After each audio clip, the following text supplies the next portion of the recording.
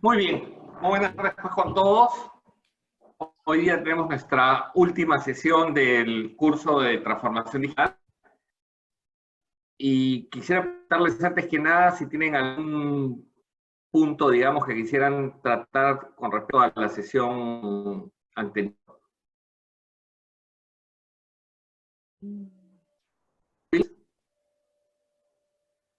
¿Todo claro o algo que quisieran que se refresque, que se plantee? No, todo claro de las últimas sesiones. Muy bien. Entonces, siendo así, vamos a comenzar con esta parte que ya viene a ser el cómo, ¿no? ¿Cómo emprendemos la transformación digital? ¿Cómo nos organizamos? Hablar un poquito de liderazgo, hablar un poco de cultura, de eso que se habla de la transformación cultural. Entonces, para hablar de cómo emprender la transformación digital, vamos a hablar de dos modelos. El modelo de BCG y el modelo nuestro de RTM. Vamos a compararlos y poder comentar a ver qué les parece a ustedes y cuál les gusta más. El modelo de BCG es un modelo que habla de lo siguiente. Es muy importante comenzar el proceso digitalizando el core. ¿De acuerdo? Es muy importante comenzar este proceso digitalizando el core. Y luego de digitalizar, perdónenme un segundito. Y este tema de digitalizar el core tiene que estar sustentado en un entendimiento de cómo es nuestra nueva estrategia de negocio dirigida por la parte digital o impulsada por la parte digital. Luego que digitalizamos el core, el otro elemento que es importante es encontrar avenidas de crecimiento digital, nuevas avenidas de crecimiento digital. ¿Y esto por qué? Porque al digitalizar el core es muy probable que nos encontremos de que nuestro negocio actual es un negocio que sea de alguna manera o que ha perdido de valor, se ha vuelto o premium, ¿de acuerdo? O que de alguna manera se pueda ver comoditizado. Y entonces, como eso podría haberme pasado en mi negocio normal, tradicional, tengo que encontrar nuevas avenidas, nuevas fuentes de crecimiento digital.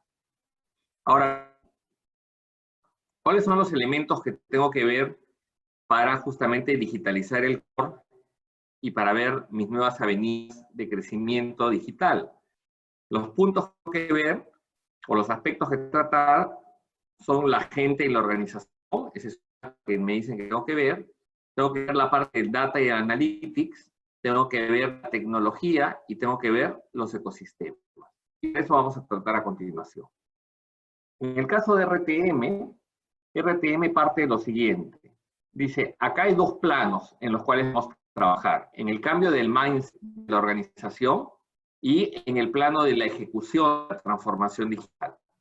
Entonces, para la ejecución de la transformación digital debemos tener una visión de qué queremos y para qué queremos la transformación digital.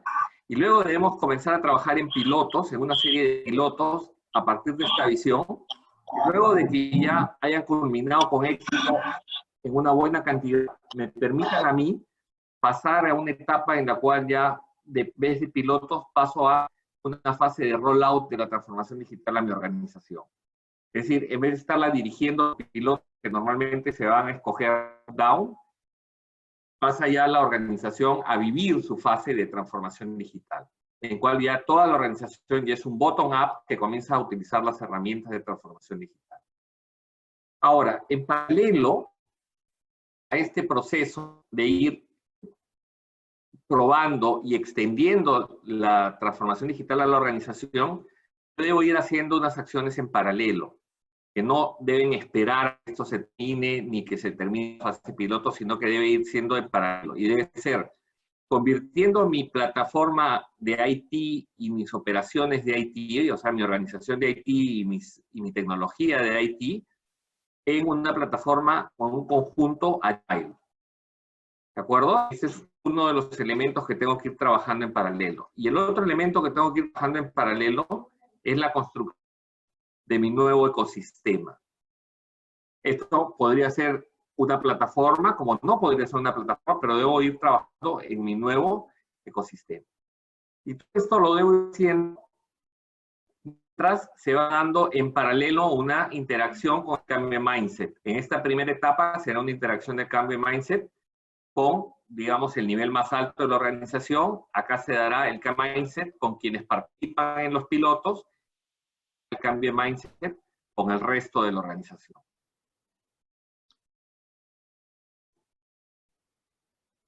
Entonces vamos al modelo de BCG. Como les decía, este modelo, comenzamos por la parte de la estrategia de negocios. Siempre la estrategia de negocios es la que dirige, digamos, a la parte tecnológica. Después vamos, y eso es lo que yo quisiera que tengan en claro, digamos. Es la parte de la estrategia y todo lo que saben, la que dirige a la parte digital. En cuanto a digitalizar el core, lo que nosotros tenemos que ver ahí son todas las oportunidades que hay, de tener dos cosas importantes: mayor eficiencia operacional y mayor customer experience. Y son cuando tenemos y combinamos ambas que tenemos un mayor o un mejor resultado. En la parte de digitalización de eficiencia operacional es muy importante tener una aproximación de end-to-end, es decir, de inicio a fin de proceso. ¿De acuerdo? Y ponernos en los zapatos del cliente y desde esa perspectiva ver cómo es que se entrega valor. Y debemos ir de lo que nos recomiendan es que debemos cambiar de una perspectiva de proceso interno, mirado como eficiencia interna y cosas de ese tipo, a pasar en un proceso de customer journey, es decir, en los zapatos del cliente. ¿Esto cómo cambia al trabajo que hemos hecho nosotros en RTM? La verdad es que si lo hemos hecho bien, no debería cambiar, porque en RTM siempre decimos que los procesos los trabajamos desde la perspectiva del cliente interno, no desde la perspectiva del cliente, del usuario, que pudiera ser el prestador del servicio. Entonces, ¿cómo las compañías desarrollan el end-to-end Customer Journey? Pues ahí uno de los elementos que nos ayuda es este framework de Design Thinking con el que hemos estado trabajando. Entonces, acá viene justamente lo que les decía, ¿no? En digitalizar el core. Cuando tenemos excelencia operacional y Customer Experience, cuando las transformamos, es cuando conseguimos un mayor valor, ¿no? Es cuánto es mayor el margen neto que se consigue cuando se logra la transformación de ambas, digamos, ¿ya? Que es mayor. Entonces, como le decíamos, es muy importante un approach end-to-end en la digitalización y hay que mirar, bueno, ya lo habíamos visto, de un proceso a un proceso de Customer Journey. ¿Qué hacen los end-to-end Customer Journeys? Pues nosotros tenemos bastante experiencia, fíjense bien, son talleres y cosas de este tipo en las cuales nosotros nos hemos venido consiguiendo. Luego, ¿cómo llevar a cabo el crecimiento de las nuevas habilidades digitales? Entonces, lo primero es la razón, o sea, necesitamos en los negocios ir teniendo, pues, esa capacidad de ambidextralidad, o sea, de poder ir manejando los negocios actuales con los negocios futuros simultáneamente. ¿Por qué? Porque como ya se acuerdan, en la curva que habíamos visto de cómo evaluar las tecnologías, nosotros veíamos cómo las tecnologías actuales llegaban a un momento que eran superadas por las nuevas tecnologías. Entonces, si yo me mantenía en nueva tecnología, llámese, por ejemplo, en el iPod, pues me hubiera quedado desplazado por la aparición de los iPhones o de los teléfonos que sustituían a los iPods. Entonces, estoy explorando y manejando mi presente y manejando mi futuro. Ese New Digital Growth es justamente esas nuevas apuestas, digamos, de portafolio en nuevas tecnologías o nuevos productos en los cuales está trabajando. ¿Por qué? Porque los productos que ya van madurando y las tecnologías que ya van madurando, pues se van comoditizando o van siendo superadas por las nuevas tecnologías. ¿Y qué es lo que ocurre? Que ese cambio, digamos, de ciclo de vida ocurre mucho más rápido de lo que ocurría antes. Y por lo tanto, pues hoy es necesario estar simultáneamente manejando las dos cosas, o sea, simultáneamente manejando el trabajo y la eficiencia en lo actual y la inversión y el descubrimiento de lo nuevo que va a dar de comer a futuro. ¿Cierto? Entonces, lo que nos dice aquí es que las organizaciones normalmente fallan en una de dos problemas. El problema del éxito, que es, oye, solamente en explosión, y el problema de búsqueda perpetua. Solamente hacen bien la exploración, pero no tienen buenos resultados actuales. Entonces, ¿de qué manera dicen que la compañía puede evitar, digamos, estas trampas y alcanzar la ambidextralidad? Entonces dicen que una buena manera es switchear a la gente. Que la gente no esté solamente trabajando en la parte de exploración o en la parte de explotación, sino switcharla para que se vaya acostumbrando a ser diestra en ambas cosas. Crear unidades separadas con objetivos separados, para que no sea que los objetivos actuales se coman a los objetivos nuevos. Por eso a veces hay empresas que las áreas nuevas o del futuro las tienen en labs o unidades separadas. Y luego es trabajar con el ecosistema, o sea, que hacemos decisiones, porque hacemos partnership, porque hacemos incubaciones, es decir, porque atraemos a ciertos startups y los ayudamos a desarrollarse, o algún otro tipo de intercambio de ideas informal. Lo que es importante es que tengamos en cuenta que la manera como asignamos recursos entre los negocios de hoy y los negocios de futuro tienen que ir variando conforme va variando el entorno, ¿no? Es decir, conforme pues, va teniendo más probabilidades o va madurando los negocios futuros y van decayendo los negocios actuales, pues yo tengo que ir haciendo asignación de recursos. Esto es lo que decíamos. ¿Por qué la necesidad de encontrar un New Digital Growth? Si yo me quedo solamente en esta que me está dando mucha plata, pues voy a tener el problema de que esta que está apareciendo en este punto la alcanza y luego la supera. Y habré quedado atrás desde el punto de vista tecnológico. Y estas curvitas que antes demoraban mucho tiempo en su evolución, ahora ocurren en periodos de tiempo muy más cortos. La ambidextralidad es esto que les decía, ¿no? El exploitation está muy ligado al earn, es decir, a ganar plata, y el exploration, que está muy ligado al learn. Es decir, ahí en exploration lo que yo debo buscar es aprender muy rápido. Entonces, cuando uno me pregunta, por ejemplo, oye, ¿falló Google con sus lentes? Pues no lo sé, depende de cuánto hayan aprendido. Si aprendieron, pues no fallaron, porque seguirán trabajando y ya sacarán una generación de lentes que haya superado los problemas de la generación anterior y que sí sea exitosa. ¿Preguntas hasta ahí? Hugo, una pregunta. Sí, Martín. Una cosa que siempre veo en temas de transformación digital es que da la impresión de que estuviera, o sea, que fuera solo una perspectiva dentro del panorama de innovación en general.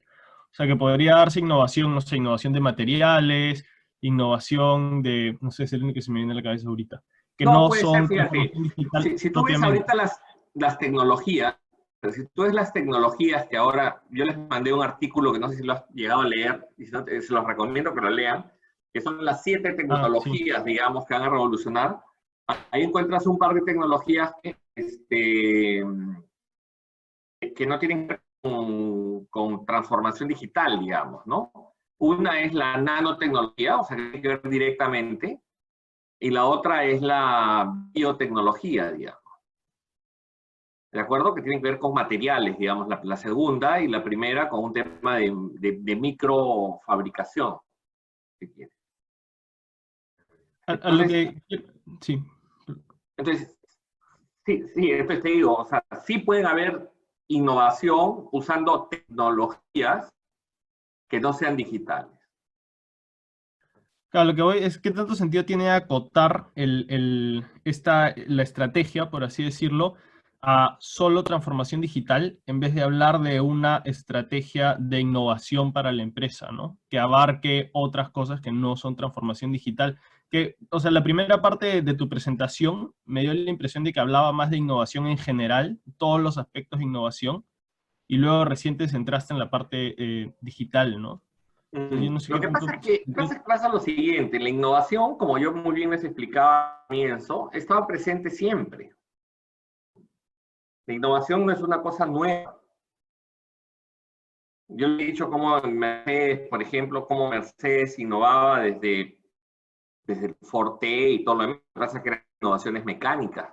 El mismo auto es una innovación de los caballos jalados, de las carretas jaladas por caballos. Entonces, innovación ha sido desde siempre. Innovación ha sido pues desde el hombre que no inventó la rueda, o antes de eso, cuando se inventó el fuego, y seguramente antes que eso, que se inventaron otras cosas. Entonces, innovación ha existido siempre en la historia de la humanidad. Entonces, decir ahora que la novedad es la innovación, no tiene ninguna novedad. Es decir, todas las estrategias se hacen sobre la innovación y las empresas deben trabajar la innovación. Lo que es, de alguna manera, un poquito novedoso es que algunas empresas tenían obsesión por el tema de, por ejemplo, de la eficiencia y del Six Sigma y del Lean, relajen un poco la eficiencia, el Six Sigma y el control, digamos, y ¿sabes qué? Vamos a permitir un poco más el error para aprendizaje, digamos, ¿no? Y viene entonces el tema del innovador. Y esos van siendo matices en la manera de gestionar la compañía. Pero ¿por qué no hacemos en lo digital? Porque lo que pasa es que sin ánimo de quitarle a lo otro, ¿de acuerdo? A las otros tipos de innovaciones que pueden haber, porque podemos innovar con otras cosas, como muy bien habladas. El tema de digital es tan potente, tan fuerte, que se hace un énfasis en el tema del digital. Y que eso es lo que tendríamos que ver. Le podríamos criticar de repente a cualquiera de estos, decir, okay, ¿por qué solamente digital? Bueno, porque lo que estamos hablando es de transformación digital. De eso estamos hablando aquí. No estamos hablando de toda la transformación que puede sufrir una compañía, ni de toda la estrategia que puede sufrir una compañía, sino de cómo puede ser impactado por la transformación digital. ¿De acuerdo? Esto no es un modelo de BCG para hacer estrategia, es un modelo de BCG para hacer transformación digital, o estrategia de transformación digital. No sé, Martín, si esto te respondo un poco. Sí, está claro. O sea, pienso que igual sería bastante semejante a cómo sería innovar en otros temas también no digitales, ¿no? O sea, Lo que viéndolo pasa desde es una que al perspectiva de innovar en innovación. otros temas no digitalizas el core, ¿no? Claro. Sí, está claro, Hugo. Gracias. Pero está claro lo que tú dices, o sea, hay que buscar nuevas fuentes de generación de ingresos, seguro. Pero ahora, como te digo, esto es como un módulo de un módulo mayor que es, oye, ¿cómo planteo mi estrategia? Entonces, en mi nueva estrategia, uno de los elementos importantísimos de mi nueva estrategia es lo digital. Otro elemento importantísimo de mi nueva estrategia es cómo la hago más resiliente. ¿Qué significa más resiliente? Más resistente ante cambios inesperados. No solo por el coronavirus, sino porque puede haber otros cambios inesperados. Vivimos un mundo bastante volátil, digamos, o más volátil, por distintos motivos. Entonces, ¿cómo la hago más resiliente?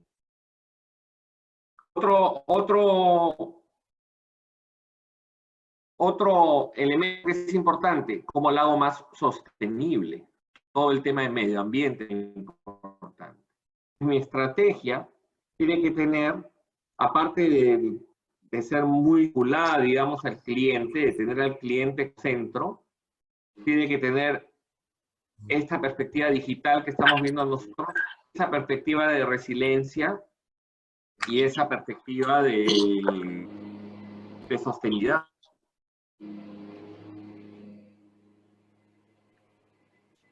Y en todo momento, parte de los elementos que son comunes serán la eficiencia, la innovación, con la innovación la creatividad. el saber impulsar y motivar a las personas y todo ese tipo de cosas como fundamentos comunes, digamos, buenas cosas entre las compañías. Bien, entonces vamos pues ya a la parte de gente y organización, ¿no? O sea, es decir, cómo afecta a la gente y la organización en digitalización del core o en estas nuevas avenidas, digamos, de crecimiento. Pues, ¿qué nos dice BCG? BCG nos dice, acá trae cambios muy fuertes en la manera como estamos organizados. ¿De acuerdo? Y hay tres maneras como podemos organizarnos para la transformación digital. Una manera descentralizada, es decir, tener la transformación digital en cada una de las unidades de negocio. Centralizada, tenerla toda centralizada en una sola posición. O incubator, que viene una unidad externa. Dice que normalmente las compañías necesitan correr modelos híbridos, es decir, no son ni totalmente descentralizados ni totalmente centralizados, una parte centralizada, una parte centralizada, me explico, o sea, a veces tienen una parte centralizada que dirige los lineamientos generales y luego centraliza, digamos, en las unidades las aplicaciones.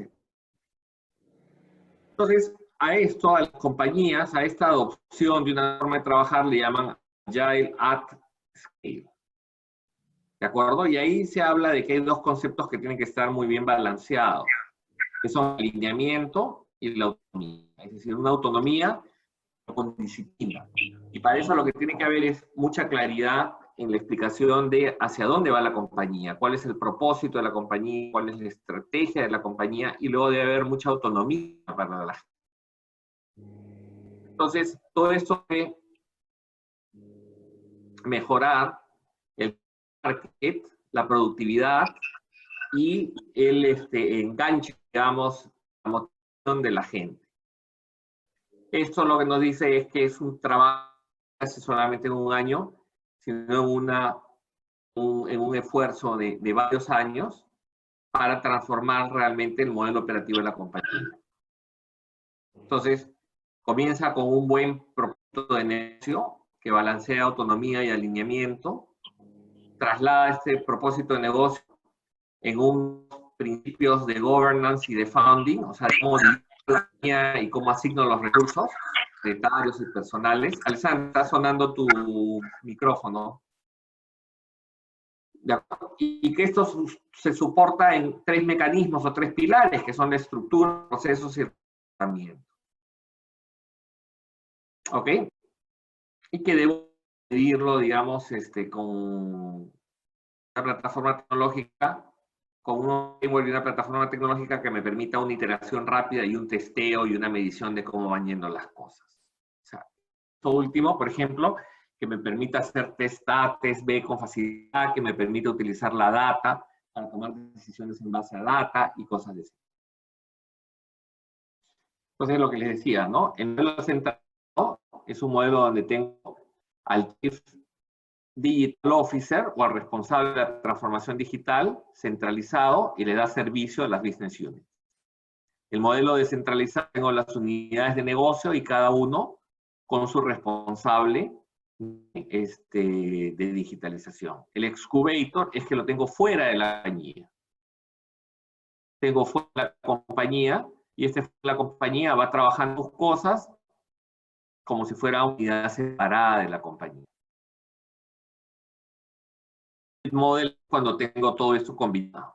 Tengo una parte centralizada, tengo una parte descentralizada e incluso tengo una unidad externa. Si ustedes ven el banco de crédito, tiene una unidad externa que está haciendo cosas por el estilo. Después tiene una unidad interna y en vez de negocio tiene también gente que está trabajando directamente con las unidades de negocio, pero con ciertas pautas generales. Les da esta unidad central de transformación digital. En cuanto a la metodología Agile, que es la metodología con la que normalmente se trabaja, y que ahora vamos a hablar un poco más de ello, ¿cuál es la diferencia? Esto no está muy bien. En el método tradicional, nosotros vamos avanzando con mucha precisión, pero tramo a tramo. Y de esta manera terminaríamos pintando la Mona Lisa. En el método Agile, nosotros vamos trabajando con lo que se llama un Minimum Viable Product. Primero hacemos un boceto, que acá la ajuste se ve, pero es un boceto en lápiz. De ahí a ese boceto lo vamos más o menos echando un poquito de pintura, le vamos echando un poco más de pintura y terminamos de darle los trazos definitivos. Es decir, vamos trabajando a través de modelos, digamos, o de modelos que van mejorándose progresivamente, y mientras acá vamos trabajando por partecitas que se van completando perfectamente para hasta llegar a la parte final. ¿Cuáles son las ventajas? Las ventajas de este modelo Agile es que el riesgo disminuye. ¿Por qué el riesgo disminuye? Porque aquí podrían decir, oye, no era así como la quería rubia. Mientras que acá el problema es peor. Cuando si yo quiero hacer algún cambio, pues el cambio que puedo hacer aquí me impacta mucho más, porque ya avancé todo lo anterior, digamos, ¿no? Quería cambiar el color del vestido a otro color, aquí lo puedo con más facilidad que aquí arriba. Tengo visibilidad continua y entonces puedo ir viendo y puedo asegurar qué cosa es lo que quiere. Tengo adaptabilidad a cualquier cambio y tengo, pues de repente ya desde acá puedo tener cierto uso, tengo un impacto en el negocio más temprano, ¿no? De acá ya me sirve para algo, desde acá ya de alguna manera disfruto algo de la pintura. ¿Qué pasa con Data y Analytics? Entonces, en Data y Analytics hay 4 cosas que tenemos que tener claro. Primero, es un Business Objective claro. Si no tenemos un objetivo de negocio claro, no vamos a hacer nada bueno con la analítica ni los datos. Entonces, primero tenemos que saber qué queremos resolver. ¿De acuerdo? O sea, ¿cuál es el objetivo de negocio? De ahí tenemos que trasladarlo en ya qué tipo de data es la que estamos, qué tipo de data es la que estamos necesitando para resolver ese problema de negocio. Luego necesitamos ver cuáles son las capacidades que necesitamos que necesita la compañía para desarrollar esos de data. Y luego ya necesitamos mirar más allá de la compañía para ver quién más nos puede ayudar a llevar esto a la práctica. Muchas veces lo que nos puede llevar a la práctica pueden ser consultores, pueden ser ese tipo de cosas, o compañías que sean también proveedores de parte de la data. No necesariamente toda la data la tengo que tener yo. Entonces, lo que nos dice, ¿no? Con respecto al Clear Business Objective Vision, que la visión necesita resonar como una respuesta al negocio, ¿no? Data Usage es un Decision Making Tool y hay que promover una cultura basada en datos, ¿no? Hay que tener bastante cuidado con el tema de la privacidad de datos y entonces lo ponen desde ahí como un punto que tenemos que tener mucho cuidado, ¿no? En el Data Engineering, lo que nos dicen que es importante es que no pensemos solamente un tema de tecnología o que necesitemos la última tecnología, ¿de acuerdo? Necesitamos tecnología, que no necesariamente tiene que ser la última y más novedosa, pero necesitamos también gente, que es muy importante. Y una cosa muy importante es no solamente gente, sino lo que es Data Governance, que es cómo vamos a gobernar la data, cómo vamos a hacer para que la data pueda ser utilizada en silos por el área que la gente... Porque tenemos que combinar 2 cosas, o sea, tenemos que tener un área que sea responsable de que la data esté bien, pero luego tiene que estar al servicio del resto de la organización. Cuando nosotros queremos hacer un trabajo, de repente yo puedo estar en el área de fabricación, pero necesito la data de clientes. Y la data de clientes, quien de alguna manera es el dueño de la data de clientes, es el área de ventas. Pero el área de ventas no por eso va a decir, oye, es mi data y nadie me la toca. Sino, la debería prestar o poner en posición para que la usen las otras áreas. Ya vendrán las reglas de quienes pueden modificar o no modificar, esa es otra cosa. ¿Ok? Y en el ecosistema lo que les decía, ¿no? O sea, oye, hay que ver con quiénes hacemos intercambio de datos, o intercambio de información, o intercambios de valor que me permita a mí acceder a más data. Por ejemplo, si nosotros estamos hablando de Handtoll, en Handtoll yo necesito data pues también de cómo están las condiciones atmosféricas. Y si tengo una medición atmosférica ahí, igual es data satelital y otro tipo de cosas sobre esas condiciones que da los servicios, digamos, meteorológicos del país. Y así como la data, también el soporte analítico, ¿no? O sea, yo puedo tener data scientists en mi organización. No necesariamente todo el soporte y todos los data scientists o todos los expertos deben ser de mi organización. Puedo contratar externos. De hecho, personalmente yo soy bastante pro de contratar externos, sobre todo al comienzo. Entonces, acá lo que nos dice es, en Data Analytics, nos dice que tenemos que tener una visión como parte primera, un data usage, un data engine y un data ecosystem, ¿no? Que es lo que hemos hablado. En el data usage es muy importante la idea de cómo la vamos a utilizar, o sea, qué data es la que vamos a utilizar para justamente responder esta visión de negocio, y el tema de la confianza. La confianza para que quien nos está brindando la data no tenga ningún problema el día de mañana. El Data Engine es un tema donde la tecnología es importante, pero no es lo único importante. El Data Engine es lo que me dice que las cosas, que esto que quiero usarlo de esta manera, realmente lo pueda usar. Y entonces ahí necesito tecnología, necesito data en sí, necesito la gente y necesito también procesos para que esto de aquí funcione. Y en el Data Ecosystem necesito una red de gente, tanto para la data como para el soporte, y un framework de relaciones. Es decir, cómo van a ser mis relaciones con estas personas. ¿Ok? Vamos a la parte de tecnología en el modelo de CGI. Nos dice que en tecnología yo necesito un esquema de 2 velocidades. ¿De acuerdo? Un esquema donde yo tengo una velocidad con lo que se llaman los legacy systems. ¿Qué son los legacy systems? Son los sistemas tradicionales que yo tengo. Un nivel de velocidad distinto con mis sistemas digitales. Los sistemas o la velocidad digital, digamos, de ejecución, deben ir de alguna forma en paralelo. Los sistemas legacy son como si fueran un portaaviones. Van a una velocidad rápida, digamos, pero de difícil maniobrabilidad, mientras que los otros, los digitales, necesitan mucho trabajo de prueba y error, necesitan mucha habilidad, mucha capacidad de cambio. Al final, ambas deben converger, digamos, en una simple y unificada modelo operativo, pero eso es en la medida en que estos sistemas legacy vayan convirtiéndose en un modelo de IT Agile, que es lo que les estaba diciendo, que debe ir avanzando en paralelo. Pero mientras eso no termine en paralelo, yo no me voy a quedar estático. Yo tengo que ir avanzando con mis proyectos de transformación digital. Entonces, como dice aquí, ¿no? O sea, un IT de 2 velocidades. Una velocidad industrial y una velocidad digital. La industrial, para las operaciones que ya están maduras, tiene un approach waterfall o de cascada, que ahora lo vamos a ver más adelante, y especialistas expertos, muy expertos en su tema.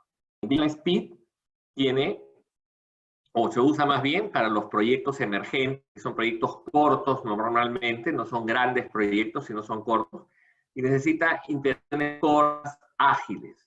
Y se trabaja con gente, un mix de expertise distintos, ¿de acuerdo? Donde se mezcla además de una manera combinada en el trabajo diario a estos expertos con la gente que tiene el dominio funcional, digamos, de las cosas.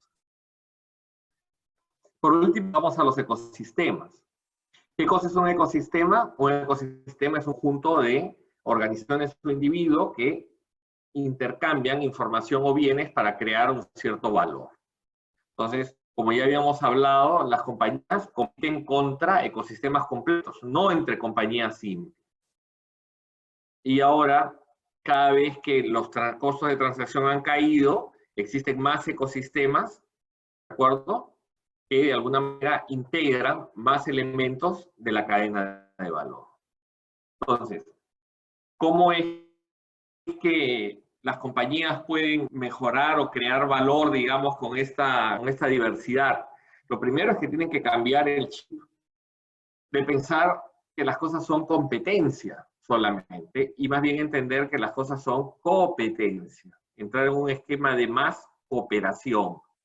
Y entonces encontrar su grupo ideal de partners, en lo que podría ser horizontal partnering, vertical partnering y cross-industry partnering, que serían partners que son inclusive fuera de la industria en la que nos estamos desenvolviendo. Entonces, ya estamos, creo que lo habíamos visto, ¿no? O sea, ¿cómo competimos? O sea, cuando BlackBerry compite contra todo un conjunto de compañías que están atrás del iPhone. Entonces, claro, pues ya vemos quién tiene las de ganar ahí, ¿no?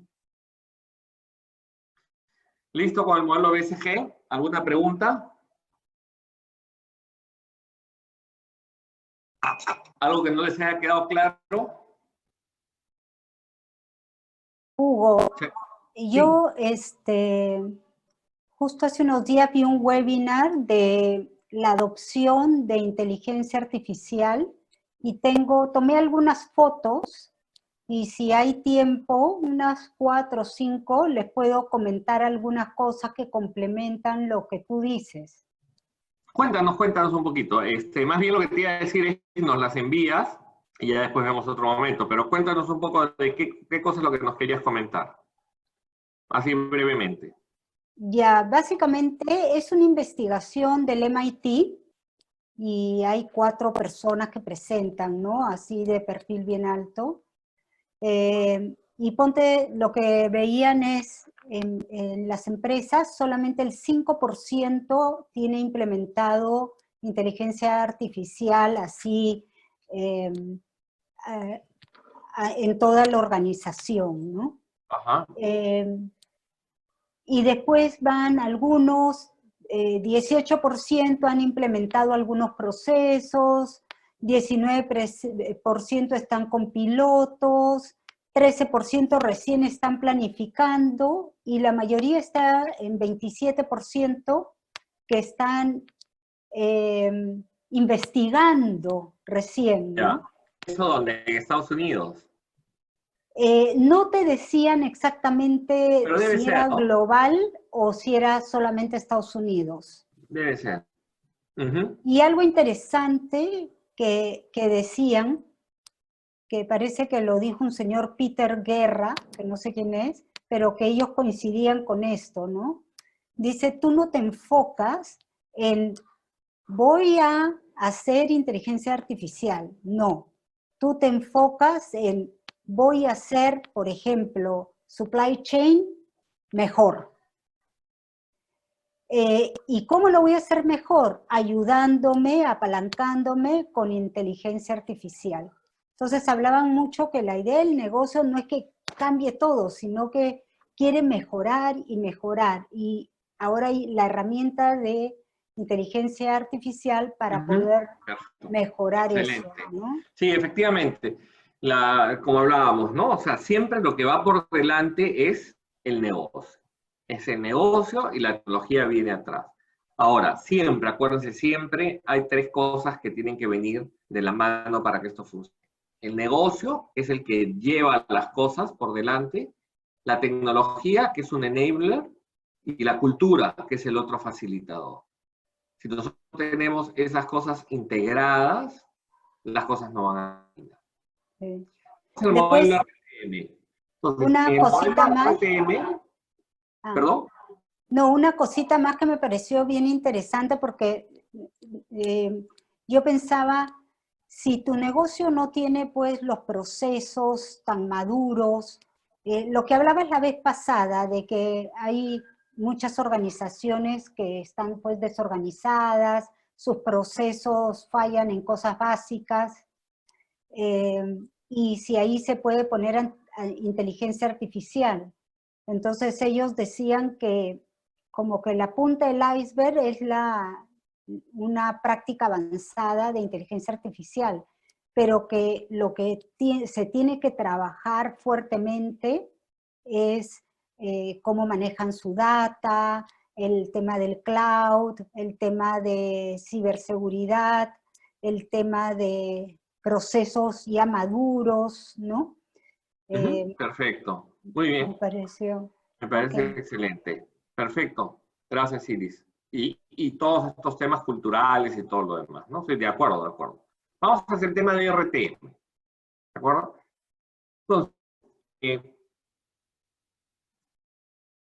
¿cómo es acá el tema del cambio de mindset? El cambio de mindset es a lo largo del programa. Cuando vamos haciendo paralelo a la visión, lo que se hace es trabajar sobre top management. A nivel de distintas cosas, a nivel pueden ser de charlas, pueden ser de documentos, artículos, viajes, puede ser, a final de cuentas, la idea es que vean qué hacen los mejores en el sector y los adyacentes y se vayan convenciendo de lo que antes, qué es transformación digital, por qué es importante y cómo se hace.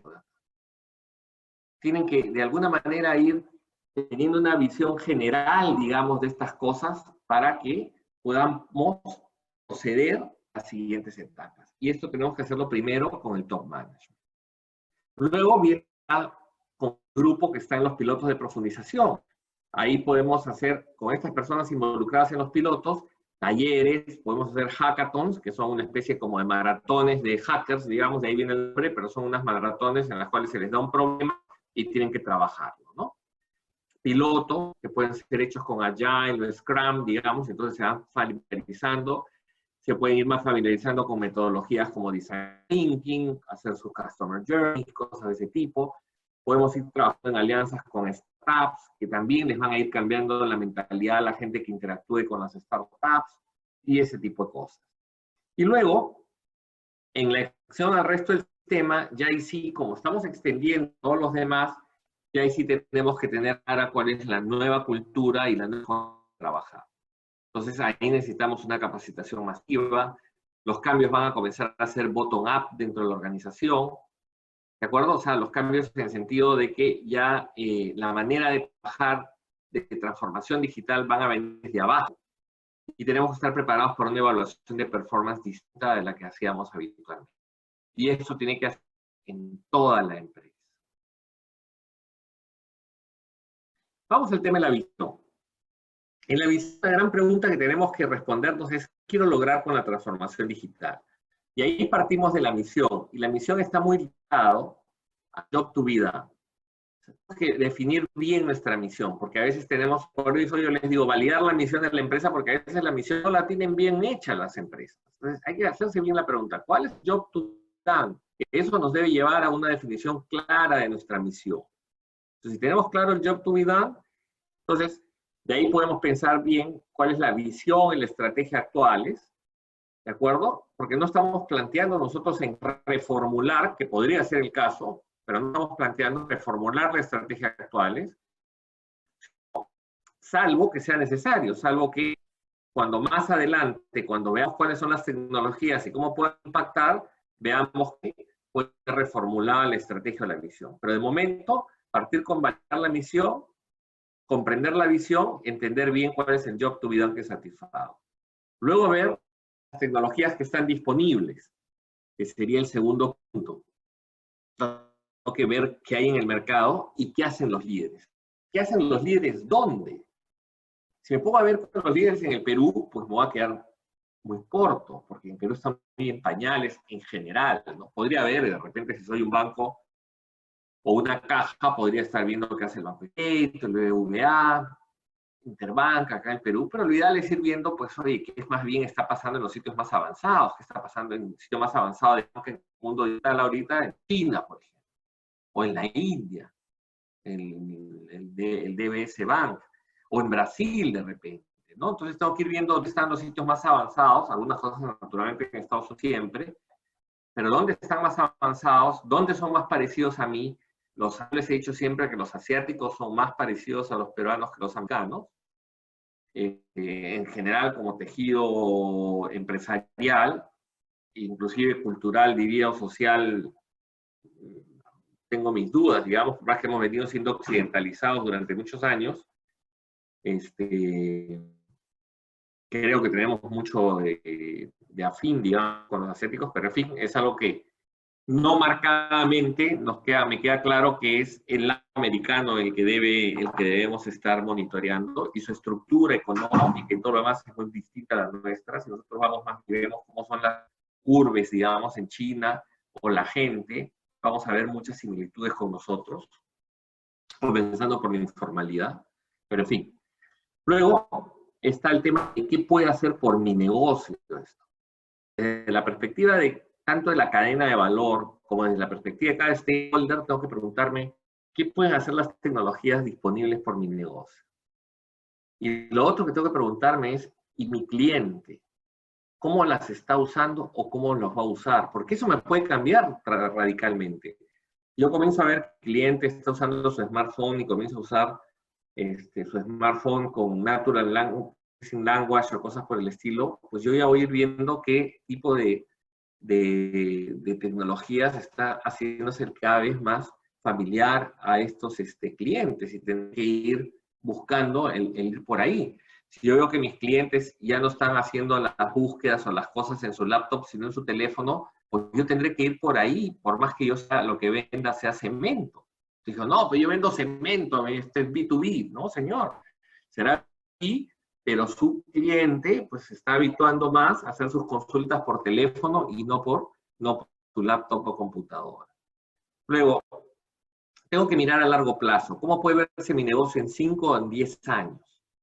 En un mundo en el cual la densidad digital va a ser altísima.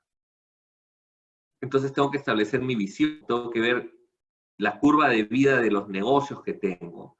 Y tengo que ahí ya comenzar a mirar cuáles van a ser los pilotos que pueden lanzar y cuáles son los negocios que se me pueden morir a futuro. Entonces, eso es lo que tengo que comenzar a mirar. ¿Cómo puede verse en 5 años? Y entonces, a partir de ahí es que puedo ya comenzar a generar un pool de pilotos para comenzar a desarrollarlos en la siguiente fase. Y puedo también ver cuál es la urgencia que puedo tener para pasar con esto en la medida que vaya viendo que mis negocios que actualmente son muy rentables, qué tan amenazados se pueden ver. Luego ya entramos a cosas más prácticas, ya tengo la visión clara, ahora entramos en cosas más prácticas. ¿Cómo me organizo? Bueno, me organizo con un Chief Digital Officer a tiempo completo o que además tiene otras funciones en la compañía. Que sea Chief Digital Officer solo o también IT. Que también sea marketing. De aquí lo pongo en uno solo o lo divido en dos. El de tradicional y el de digital, y el de digital lo adjunto con el Chief Digital Officer. Esas son preguntas que tengo que responderme. ¿Mi organización va a ser centralizada o descentralizada la organización de transformación digital? ¿Lo voy a hacer desde dentro o lo voy a hacer desde fuera? ¿Con personal propio o con personal externo? ¿Cuál va a ser la participación del CEO en esto? Debiera ser importante, ¿qué tanto se va a meter en esto? El directorio, ¿cuánto se va a meter el directorio en esto de acá? Entonces, eso tengo que definirlo. Y lo tengo que definir, en realidad, desde el directorio. El directorio debería participar. Es tan importante esta definición que debiera participar el directorio en la definición de esto de aquí. Y no solamente dejarlo a nivel de CEO. Luego viene una cosa que es muy importante, que es cuánto voy a invertir. Y como la apuesta debe ser grande, por eso es que es un tema que debe ir a directorio. La apuesta es grande no solamente en términos de plata, sino en términos de gente. ¿Cuánto es lo que voy a invertir? ¿Y a quién voy a poner cargo? En el Banco de Crédito, por ejemplo, pusieron al que hoy es el presidente, el gerente general del banco, lo pusieron antes de asumir el cargo, lo pusieron justamente como responsable de la transformación digital, para que vean la importancia que le dieron al tema. Entonces, esto pues, es importante de ver a lo largo de justamente descubrir o fijar la visión, cómo o qué quiero lograr con mi transformación digital. Entonces, como les decía, hay que partir de la misión de la empresa, de ahí tenemos la visión y la estrategia entendida, y luego ya podemos construir la visión de la transformación digital. Ahora, ¿qué nos va a pasar? Nos va a pasar a ver que en la medida que tengamos la visión de la transformación digital, puede ser que cuestionemos la visión y la estrategia de la compañía. Puede ser que digamos que, oye, el modelo de negocio de la compañía sea lo que tengamos que replantear. y entonces tengamos que, a partir de la transformación digital, replantearnos la estrategia de la compañía o la visión que teníamos de la compañía. A ver, algunas de las tecnologías disponibles, pues ya varias de estas las hemos visto, ¿no? RPA, Robot Process Automation, les pasó Juan Miguel les pasó unos datos de un webinar muy interesante. Drones hemos visto casos, pero bueno, ya los conocen. Self-driving vehicles hemos visto, cybersecurity también. BIM es justamente una aplicación o una tecnología que permite ver en 3D cosas que son construidas en planos, digamos, que son 2D, 2 dimensiones de los planos, y esto los arma. Y esto ayuda mucho en la construcción, y todo lo demás lo hemos visto, ¿no? Entonces, estos pilotos, nosotros, ¿cómo los trabajamos en RTM, los pilotos? Los pilotos, primero, lo que hacemos es seleccionamos la unidad de negocio o la función, luego reconfiguramos. Una vez que hemos definido la unidad de negocio, la función, hemos armado el equipo, reconfiguramos el Customer Journey o la cadena de valor. ¿De acuerdo? Es decir, la rediseñamos completamente. Luego, analizamos los activos digitales. ¿Cuáles son los activos digitales? Los activos digitales es la parte digital que interviene en la operación, o en la cadena de valor, o en el Customer Journey de la unidad de negocio, de la función que estamos trabajando.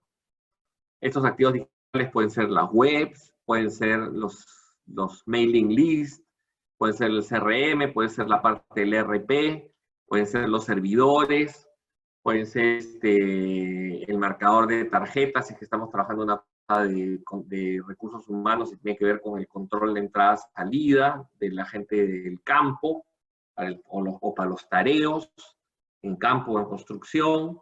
Es decir, esos son los activos digitales. Entonces, ¿qué estrategia vamos a seguir con los activos digitales? Esto significa que esos activos digitales los vamos a potenciar, los vamos a dejar como están, los vamos a cambiar. Identificamos áreas donde deberíamos tener activos digitales que no tenemos y tenemos que crearlos. En fin, de eso se trata la estrategia de activos digitales. Y el cuarto punto es un punto donde tomamos un poquito de perspectiva y vemos si se pueden explorar nuevos modelos de negocio. Estos nuevos modelos de negocio pueden ser negocios de plataforma u otro tipo de negocios que podamos cambiar. De repente debemos cambiar de un modelo de negocio al analizar una unidad de negocio. Esto es más para un negocio que para función. Al analizar una unidad de negocio, podemos estar viendo, en vez de cobrar de repente por precio vendido, debemos cobrar una suscripción mensual, pues. ¿De acuerdo? Cuando ya tenemos eso trabajado y eso ya elaborado, pasamos a una segunda etapa. La segunda etapa es, bueno, ¿y esto que voy a hacer? ¿Cómo lo voy a hacer? Y ahí tengo que hacer mi plan de acción, ver cómo lo voy a financiar, de dónde lo voy a financiar, cuál es la organización que requiero, tanto para desarrollarlo como para funcionar una vez que esto ya está listo. Porque probablemente una vez que esto esté listo, voy a tener una organización con unas capacidades distintas. Es probable que yo necesite una organización distinta, pues cuando todo esto esté mucho más automatizado. O cuando esté trabajando con elementos de inteligencia artificial. O sea, necesito quien opere esa inteligencia artificial o quien alimente esos modelos de inteligencia artificial. O quien utilice ya la data que estoy generando para seguir encontrando nuevos insights a partir de la data que estoy poniendo en valor. Y luego entramos a un punto 8, que es el punto de la implementación. Esa es la manera como trabajamos con los pilotos. Aquí están los pasos de cada uno de los que hemos definido. O sea, ¿por qué seleccionamos pilotos? Porque queremos conquistar nuestras primeras victorias. Queremos concentrar recursos. Para la cadena de valor, pues hacemos nuestros seminarios y cosas por el estilo, la estrategia de activos digitales, definimos dónde estamos y a dónde los queremos llevar, y cuánto tiempo, cuántos recursos nos va a costar.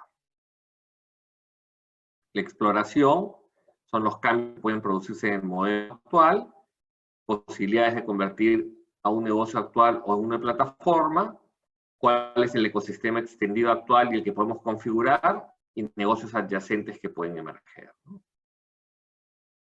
Podríamos usar el modelo Canvas, por ejemplo, para analizar esto. En fin. Y luego los planes de acción, financiamiento y organización requerida, ¿no? Y el plan de acción. ¿Cuál es el plan de acción para pasar de un MVP a un producto en explotación? De los puntos de audit y pivotación, si es requerido, y debe incluir un aprendizaje con métricas para este fin.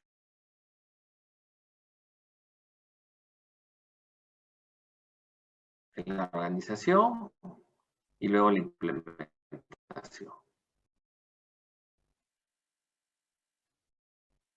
¿Listo así? ¿Preguntas? ¿Alguna pregunta? ¿Ninguna? ¿Ya se durmieron?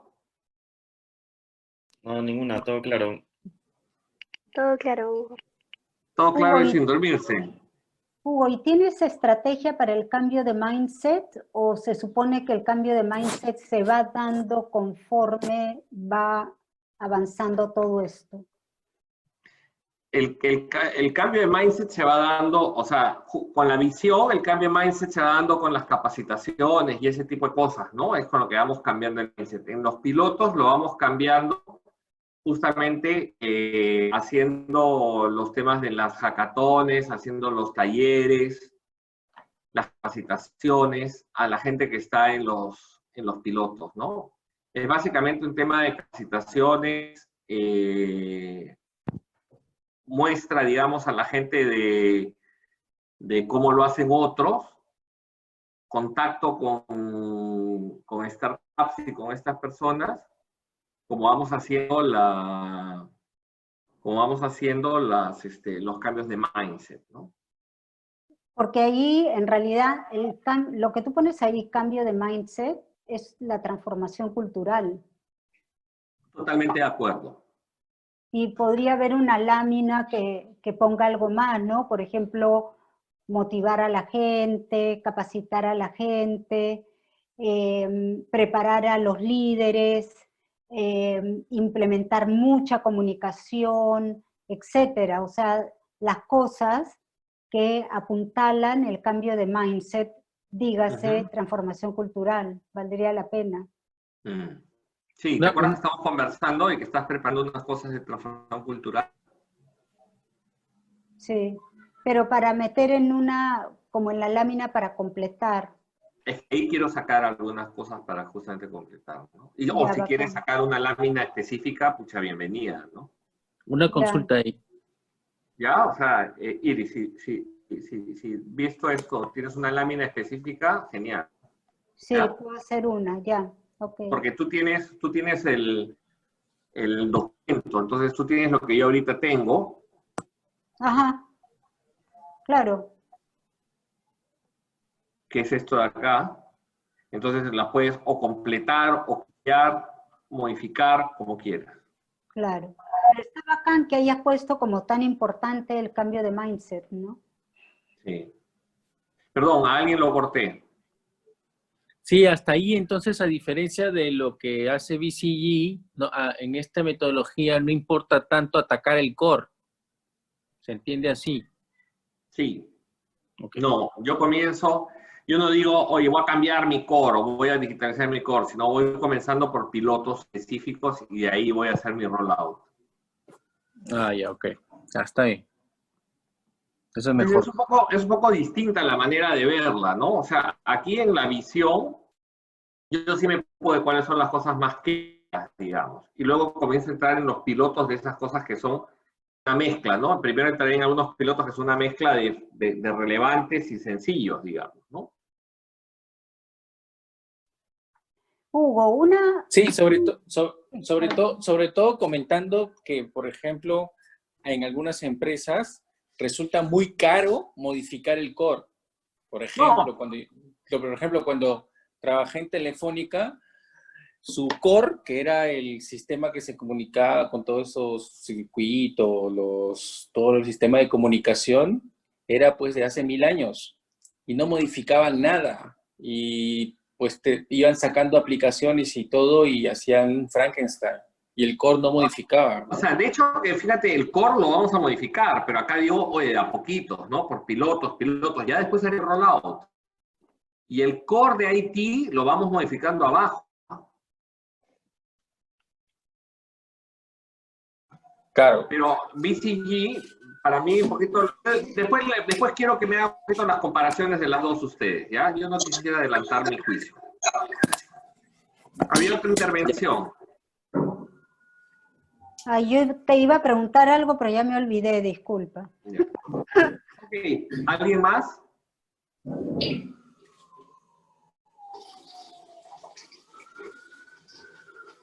Muy bien. Vamos entonces al rollout. Entonces, ya una vez que he hecho varios pilotos, ya puedo decir, oye, ¿sabes qué? Me voy a la fase de rollout. O sea, me voy a la fase ya de declarar, mi empresa entra en transformación digital. Entonces, ¿ahí qué debo hacer? Ahí debo ya, probablemente, entrar con un nuevo modelo de negocio, dos modelos de negocio que he estado incubando y ahora los llevo a toda mi organización. O sea, paso ya a cambiar mi organización. Unidades de proyecto y unidades operativas. Las unidades de proyecto pasan a organizarse, lo que siempre han escuchado, por squads, por tribus o cosas de ese tipo. Y las unidades operativas sí terminan siendo más similares. Estas unidades de proyectos son justamente unidades que, como decía, que funcionaban en Amazon, ¿no? O sea, Amazon, por ejemplo, tiene el responsable de la tienda, digamos, de Amazon. Tiene el responsable de finanzas, tiene el responsable de recursos humanos, tiene el responsable de tecnología. Dentro del responsable de la tienda, tiene un responsable de división de electrónica, por ejemplo. Y dentro del responsable de la división de electrónica, si es a ese nivel o el más bajo, pero hay un responsable de un área, digamos, electrónica. Ese responsable de un área electrónica es responsable de unos productos que están en unas páginas. Ese responsable es responsable de definir el precio, de definir el look and feel, digamos, es decir, de cómo se ve la página web, de las ofertas, todo ese tipo de cosas con esos productos. Entonces, tiene una mesa en la que trabaja, él es el product owner, y trabaja con una persona que es especialista en customer experience, digamos. Trabaja con una persona que es especialista en neuromarketing. Trabaja con unas personas que son desarrolladores. Trabaja con alguien que facilite el trabajo de ese equipo, un Scrum Master. Entonces, este equipo de 7 personas, menos una cosa así, ¿okay? Es el que decide todos los días qué experimentos hay para mejorar la página o la experiencia del cliente y los resultados de Amazon en esa división, llamémosle así, de electrónica, o electrónica de consumo, o fotografía, o sea la que le hayan encargado. Entonces él comienzan a discutir cuáles son las cosas que tienen que ver. Y comienzan a hacer los cambios en la página web y van probando. Y van probando, y van probando, y van viendo cuáles funcionan, cuáles no funcionan. El negocio, eso se dedican todo el día, digamos, todos los días. Y esas son las unidades de proyectos. O sea, esas organizaciones de proyectos. La organización más tipo operativa es un cajero de un banco, o la organización de la agencia del banco. El cajero es cajero. O en el área financiera, el tesorero es tesorero, no está en equipos multidisciplinarios. ¿De acuerdo? Son unidades más operativas, digamos. Hacen más su trabajo tradicional, convencional. Muy apoyados con inteligencia artificial, con RPA, con digitalización, etcétera. Pero hacen su trabajo operativo. Yo me imagino que igual, o sea, un obrero de construcción o un empleado o un obrero en mina, pues irá trabajando como unidad operativa. Pero probablemente en el área de planeamiento o en alguna caso, de repente comienza a trabajar un poquito más a nivel de de más parecido a proyectos con la gente de geología, planeamiento y la gente que trabaje con los sistemas. Quizá por ahí puede haber un poquito más de carga. Lo otro que ocurre en extensión es un alineamiento organizacional. Se remueven muchas capas intermedias y hay mucho más empowerment. Y la generación de ideas ya no solamente es top-down, sino muchísima generación bottom-up y mucha actuación y mucha independencia bottom-up. Es lo que pasa en el rollout. Veamos una miradita a las acciones paralelas.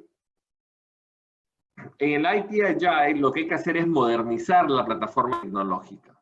Hay que migrar al cloud, hay que construir las bases de datos y hay que comenzar a trabajar, cuando les pongo ahí Scrum o DevOps, digamos, ambiente de DevOps, de desarrollo y operaciones, hay que comenzar a trabajar en el área de IT de una manera ágil, de una manera nueva.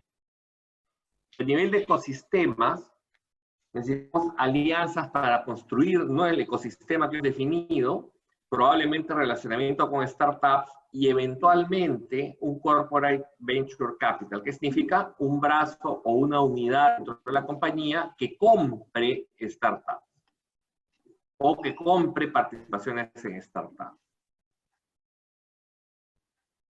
Entonces, IT Agile, ¿qué implica? Implica desarrollar una estrategia de IT que parta del business strategy, o sea, del contexto de negocio, de las metas, de los objetivos, de las estrategias, de lo que hayamos definido en términos de capacidades, de gente y cultura, de ecosistemas, de información y tecnología, y de los principios estratégicos de las métricas, o sea, es decir, en base de la estrategia, lo que debe definir es cuál es mi situación actual, cuáles son mis targets, cuáles son mis iniciativas y cuál es mi plan y cuánto cueste, cuánto me va a resultar.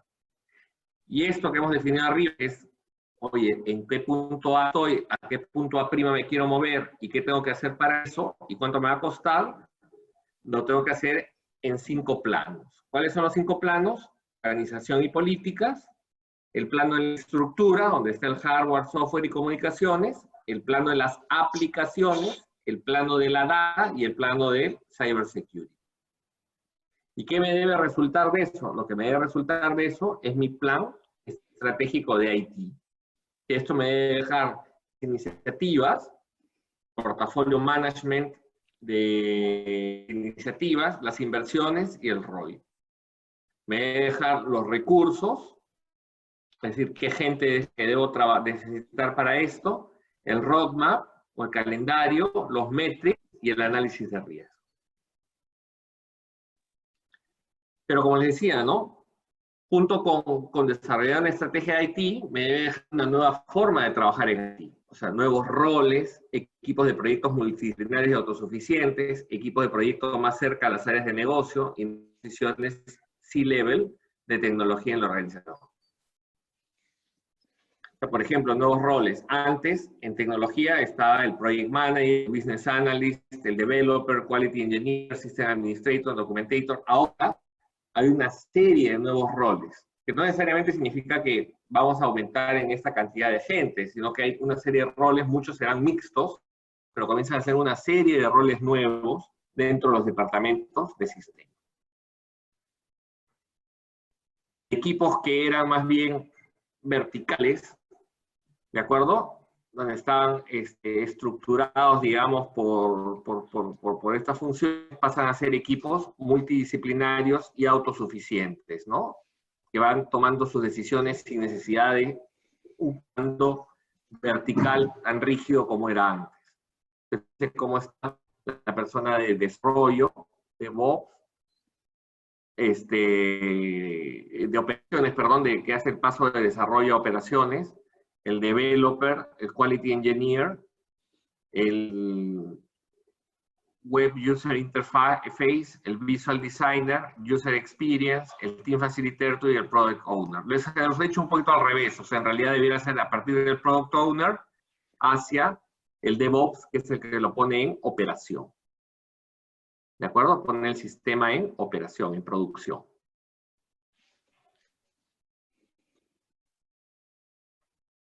y los equipos más cerca a las áreas de negocio, ¿no? Antes el CIO tenía pues un Implementation Manager, un Information Security Manager, Network, Operation, PMO, o sea, fragmentado por especialidades. Ahora tienes la gente de ventas, o junto con la gente de ventas tienes distintos equipos ágiles, junto con la gente de Customer Service, distintos equipos ágiles, junto con la gente de producción, de distintos equipos ágiles, etc. Y las posiciones, ¿no? Ahora surge el CIO, el CDO, el CTO, el CDO como Chief Digital Officer, el Chief Officer. Y claro, esto no significa que todo se vuelve mucho más burocrático, sino que hay que definir cuál es el tipo de preponderancia que le queremos dar a la organización. Entonces, tienes las organizaciones que, lo que sí ya es muy raro, es que se van encontrando organizaciones donde la persona de ¿cómo se llama? En la zona de tecnología le reporte al de finanzas. Y más bien ya la cabeza principal de tecnología le reporta al CEO. ¿Quién es la cabeza principal de tecnología? Pues a veces es en algunas compañías, el Chief Information Officer, en otras compañías, el Chief Digital Officer, pero hay alguien que es el responsable de esas tecnologías en la compañía. Luego, en cuanto a un ecosistema, el ecosistema, como ya hemos hablado, pues es una manera, ya lo hemos hablado varias veces, ¿no? Entonces, lo que es importante es que entendamos que compite con otras formas de organizarse. O sea, yo puedo tener un ecosistema, puedo competir, puedo organizarme verticalmente, puedo organizarme por cadenas de abastecimiento jerárquica, donde tengo proveedor y cliente, o puedo organizarme por mercados abiertos, digamos. Entonces, las características del ecosistema son la modularización, la optimización, el multilateralismo, la coordinación, y va más allá, o sea, es decir, pueden ser plataformas como pueden que no sean plataformas, ¿no? ¿Y qué cosas los beneficia? La velocidad, el alcance, la conveniencia, la eficiencia, la escalabilidad de la digitalización. Y hay tipos de ecosistemas de solución y transaccionales. ¿Cuáles son los de solución? Los de solución son estos, ¿no? Yo acá tengo proveedores, tengo el principal, el centro del ecosistema, pónganse a pensar en Apple, ¿de acuerdo? Y tengo complementadores, las apps de Apple. Este es un ecosistema de solución. Y un ecosistema de transacciones, Uber, por ejemplo, ¿no? Tengo los productores, o los que son los taxistas, tengo la plataforma de Uber o Airbnb, y tengo los clientes, digamos, o huéspedes o usuarios del taxi. ¿Cuál es el modelo de governance más apropiado en un ecosistema? Depende. Si la necesidad de coordinación es alta, la modularidad es alta, pues es bueno un ecosistema. ¿De acuerdo? ¿Qué significa esto? Por ejemplo, nos dicen, cuando un modelo es poco predecible, pero el negocio es maleable, es decir, que el negocio, yo puedo el environment, o sea, cuando puedo yo ir definiendo, digamos, cómo va a ser el negocio, o sea, que no es un negocio tan rígido como puede ser un negocio minero, sino que yo lo puedo un poquito ir predefiniendo hasta dónde llega el negocio o en qué consiste el negocio, y puede ir definiéndose por módulos también interrelacionados, ¿de acuerdo? Ahí es un tema en el cual es probable que la mejor manera de ser gobernado sea por un ecosistema. Pero si la modularidad es baja, es decir, que no se debe partir el negocio en pedazos, es mejor una organización integrada verticalmente. Cuando la necesidad de coordinación es baja, es decir, no es tan importante que estén tan coordinados, la modularidad es baja, puede haber simplemente una relación de supply chain. Por decir, por ejemplo, la necesidad de coordinación entre una mina y un fabricante de bolas no es tan alta. Entonces, ¿qué hay? Hay una relación jerárquica de supply chain. La mina compra bolas al proveedor de bolas y es una relación jerárquica de supply chain. Cuando la necesidad de la modularidad es alta y la necesidad de coordinación es baja, es un open market. ¿De acuerdo? Es oferta y demanda. ¿De acuerdo? Ese es otro caso de oferta y demanda. Pero en fin, Igual esto es bastante detallado. Ventajas y desventajas. ¿Cuáles son las ventajas del ecosistema? Pues acceso a capacidades diversas de los distintos tipos, de distintas personas que participan en el ecosistema. Rápida escalabilidad, o sea, puede ser más rápido porque pueden ir incorporando nuevos elementos o tener mucha gente que aporta. Flexibilidad y resiliencia.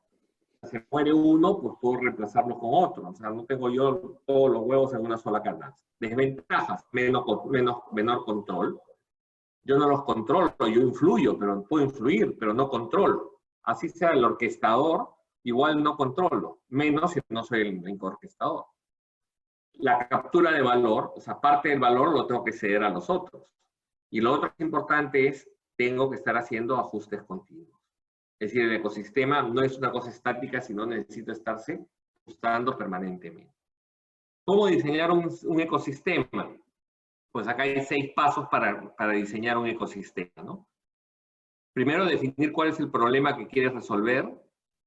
Segundo, quién quieres que sea parte del ecosistema. Tercero, cómo debe ser el modelo inicial de gobierno del ecosistema. Qué tan abierto debe ser el ecosistema. ¿De acuerdo? ¿Qué debe controlar el orquestador? ¿Cómo vas a capturar valor del ecosistema? O sea, ¿qué vas a cargar? ¿Quién le vas a cargar? O sea, ¿qué vas a cobrar? ¿Vas a resolver el tema del huevo de la gallina? Es decir, oye, ¿a quién le vas a meter? ¿Cómo vas a conseguir masa crítica para tu ecosistema? Es decir, ¿a quién le vas a apostar? ¿A los proveedores o a los compradores? ¿A quiénes vas a incentivar para que el ecosistema tome vuelo, tome tamaño, tome escala? ¿Y cómo vas a asegurar la evolución del ecosistema? ¿De acuerdo? Y esto tiene que pasar por una etapa de escala, defensa, de expansión y de protección en el ecosistema. ¿Preguntas hasta ahí? Muy bien, seguimos. Entonces vamos ahí a ver temas de ejecución que probablemente de repente lo que tengo que hacer es llevarme más arriba el tema de ejecución que vamos a ver ahorita de Agile y Scrum. Los desafíos en general en los proyectos, en la gestión tradicional de proyectos, es que el cliente quiere una cosa, el project leader entiende otra, los ingenieros diseñan otra, la construcción construye otra, el business consultant lo describe de otra manera, y lo que realmente necesita el cliente era otra cosa. Entonces, una distorsión muy grande, y no siempre es lo que el cliente cree que era al comienzo. Y lo que es importante es llegar a la solución que realmente necesita el cliente.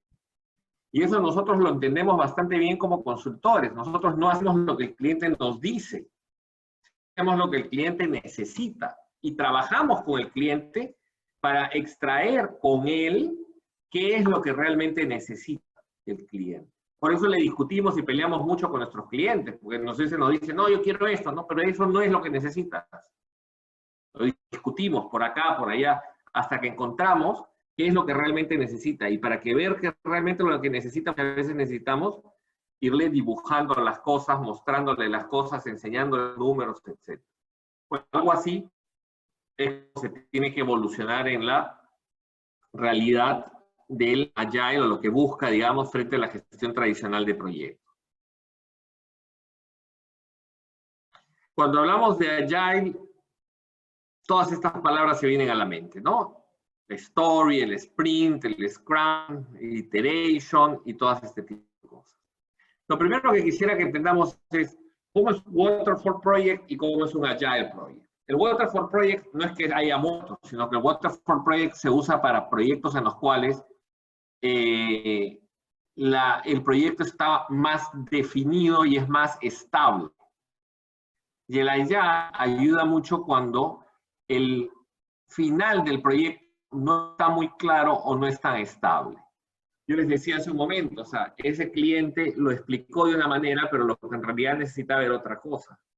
Ese cliente muchas veces quiere algo y en el camino se le va a voltear un poquito qué es lo que realmente quiere. Entonces, o cambian las condiciones, van cambiando las condiciones y entonces necesitamos ir evolucionando. Entonces, en esos casos es que Agile es una mejor metodología. Pero cuando el proyecto es un proyecto estable, muy estable, es mejor la metodología Waterfall. ¿Cómo es la metodología Waterfall? Primero tiene una parte conceptual, ¿de acuerdo? Donde entendemos y definimos, estos son los requerimientos del cliente. Inclusive muchas veces lo hacemos firmar. Ah, acá está tu hoja de requerimientos y me firmas. Y ahora pasamos a una hoja de diseño. ¿De acuerdo? Como en caída viene. Ahora pasamos a la fase de diseño. Se termina la fase de diseño, se valida, me la firma la fase de diseño y pasamos a la fase de desarrollo. Y luego de la fase de desarrollo, se termina la fase de desarrollo, se pasa a la fase de testeo. Y cuando está lista la fase de testeo, ya dices, oye, acá está mi producto terminado. Pero claro, con esa producción, el producto terminado, es el problema. Oye, pero yo no me refería a esto en el concepto. Miren esas peleas. Pero tú me dijiste esto, pero no me refería a eso. O luego vienen los problemas de que la persona no interpretó lo que realmente quería entre el concepto y el diseño, o entre el diseño y el desarrollo, y cosas de ese tipo. Y esos son los problemas. Las ventajas son de que normalmente es un proceso bastante bien estructurado y organizado. Pero como les digo, las desventajas es que es muy rígido. Y muy rígido y susceptible a estos problemas de malas explicaciones. Entonces, si vamos muy rápidos, muy apuraditos, podemos tener problemas con estos problemas. El Agile hace el diseño, el desarrollo y testea como bucles muy rápidos, ¿no? Y lo hace reiteradamente. Diseña, desarrolla y testea. Diseña, desarrolla y testea. Diseña, desarrolla y testea. Entonces, nosotros podemos hablar que hay 4 categorías de modo de gestión de proyectos. ¿De acuerdo? Un approach más predictivo es el waterfall. Un approach más iterativo. Un approach más incremental y un approach más agile. ¿De acuerdo? Las características del predictivo es más fijo, el agile es dinámico. Las actividades son hechas una vez para todo el proyecto, el delivery es una sola vez y la meta es los costos más bajos. Ese es el predictivo. Y el agile es repetidas las actividades varias veces para dar lo correcto. El delivery son pequeños deliveries pero frecuentes. Y la meta es valor para el cliente a través del feedback de estos deliveries frecuentes.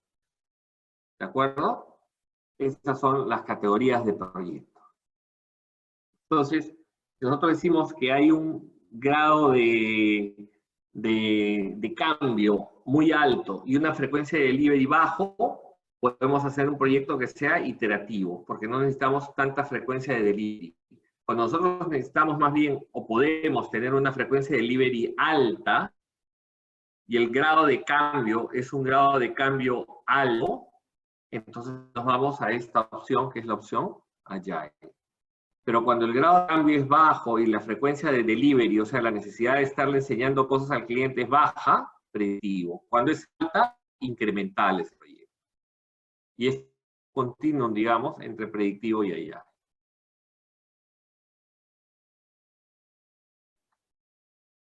Entonces, esto es un poquito también la teoría está acá, ¿no? Nos dicen, oye, baja incertidumbre, alta incertidumbre. Requerimientos de incertidumbre, o sea, el technical degree, y aquí la incertidumbre, los requerimientos. Es alta incertidumbre, baja incertidumbre. Cuando es baja incertidumbre técnica y baja incertidumbre de requerimientos, es una cosa simple. Cuando es alta incertidumbre técnica y alta incertidumbre de requerimientos, es el caos. Es un riesgo enorme. Cuando es baja, ambas, los linear approach trabajan bastante bien. Es decir, oye, no hay mucha incertidumbre técnica, no hay mucha incertidumbre desde el punto de vista de los requerimientos del usuario. Cuando la cosa está en el medio, es que se utilizan mejor los approach adaptativos, como es el caso del Agile. ¿Qué cosa es el Agile? Agile es un manifiesto, es una filosofía que tiene 4 principios. Y esos 4 principios son los siguientes. Te dicen, oye, primero yo priorizo los individuos y las interacciones por encima de los procesos y las herramientas. Es decir, esto no es un tema de proceso manda, sino manda la gente, la interacción entre la gente. Manda el producto que estoy trabajando sobre la documentación que me puedas enseñar. O sea, no me enseñes tanta documentación, más bien trabaja el producto o avance en el producto que estamos trabajando. Es importante la colaboración con el cliente que el definir un contrato y una negociación contractual muy exhaustiva con el cliente. Lo importante es la colaboración. Y es por responder a los cambios que preocuparme por seguirla. ¿De acuerdo? Esos son los cambios de la filosofía de Agile versus la filosofía de lo que puede ser un proceso, digamos, más tradicional.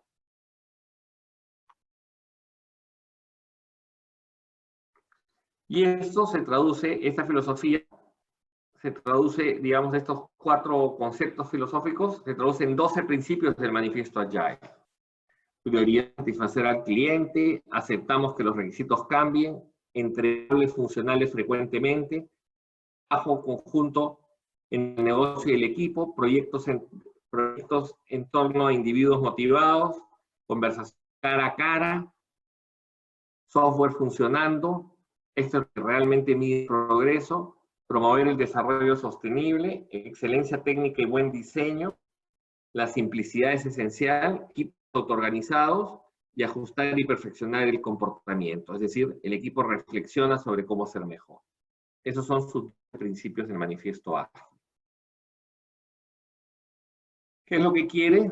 Lo que quiere es mejorar la visibilidad, la adaptabilidad, el business value, que sea más rápido el business value, y disminuir los riesgos desde el comienzo. Scrum es una metodología dentro de la filosofía de Agile. Dentro del concepto Lean, que es un concepto más grande, está Agile, que se integra de una manera con Kanban. Y Scrum está dentro de esto. Así como existe Scrum, existe Crystal, Scrumban, DCDM, FDD, IFP, es Extreme Process, creo que es. Pero el más conocido, el más popular es Kanban, también bastante popular, pero bastante más popular en el ambiente de Lean que en el ambiente Agile. Aunque también bastante popular en el ambiente Agile. Pero el que más trabajamos es con Scrum.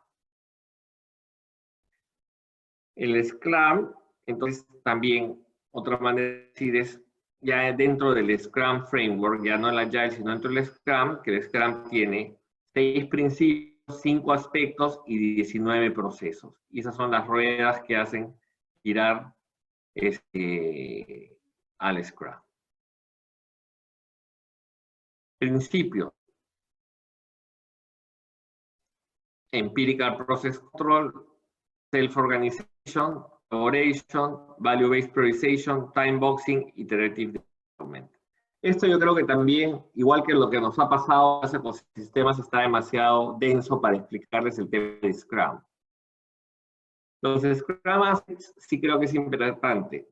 Hay un tema de organización donde les digo los roles. Los roles son el propietario del producto, el equipo de desarrollo, este es el Product Owner, el equipo de desarrollo, que son los que construyen, el Scrum Master y el resto de interesados, que pueden ser los otros que asesoran, observan, como puede ser el User Experience, el Customer Experience, el Neuromarketing, depende del producto que se esté haciendo.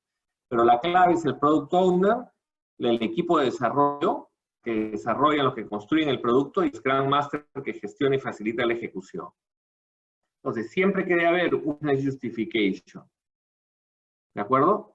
Un concepto de calidad. ¿Cuál es la calidad? ¿Cuál es el criterio que va a aceptar que las cosas se han terminado? Un cambio. ¿De acuerdo? Utiliza lo que se llaman sprints, que incorpora el feedback del cliente. Cada sprint normalmente va entre 2 a 6 semanas, digamos. Eso es lo que tarda. Riesgo, pues que debe ser identificado, debe ser trabajado y debe responderse en varios factores, ¿no? La probabilidad de ocurrencia y el impacto de ocurrencia. Y luego hay una serie de procesos, digamos, a lo largo de las fases, ¿no? Las fases son la fase de iniciar, la fase de planear y estimar, la fase de implementar, la fase de revisar y mirar en retrospectiva, y la fase ya de release del producto. ¿Ok? Entonces, ¿cuál es el cambio con el Traditional Project Management? Aquí pueden ver parte ya más detallada de lo que veíamos ayer contra el Traditional, contra el Waterfall, digamos. ¿Ok? Uno es, por ejemplo, en Quality Assurance es Customer Centric, el otro es Process Centric, la organización es Self-Organized, acá es más bien gestionada por un manager, el estilo es centralizado, el leadership es colaborativo, acá es control, es decir, hay un jefe. El return on investment nos dice que es más rápido, y algo del proyecto, esto nos dice que es el return on investment es al final del proyecto. ¿Esto por qué? Porque como la Mona Lisa, ¿no? O sea, uno veía al tener un boceto ya tenía algo de valor, acá hasta que no la tenías completa no valía nada. Ya el involucramiento del usuario pues era bastante alto a lo largo del proyecto. Mientras que aquí la involucración del usuario pues variaba y dependía del lifetime del proyecto. La documentación, por ejemplo, es mínima o solo cuando se requiere. Acá es documentación comprensiva. El estilo es iterativo, acá el estilo de proceso es lineal. ¿Ok? Esa es un poco la figura. Lo que sí, o sea, perdón, cuánto se planea al comienzo, aquí poco, aquí se planea bastante. Entonces, si ustedes ven, por ejemplo, cuando nosotros trabajamos nuestros proyectos en estrategia o en execution, nosotros trabajamos los proyectos de implementación y hacemos bastante traditional project management. Hacemos un mix en cierta medida, pero hacemos bastante traditional project management. Hacemos cronogramas, en los cronogramas le metemos bastante de planeación. Y hacemos un poco de comisión de documentación, o sea, definimos bien nuestros project charts. Entonces tendríamos que quizá replantearnos cómo podría ser un proyecto de execution utilizando herramientas de Scrum. Y si valdría la pena o no hacer el execution de nuestros clientes con Scrum en vez de con Traditional Project Management. Eso podría ser interesante ese análisis. ¿Cómo es la metodología Scrum? Y voy a hacer acá un caso más simple.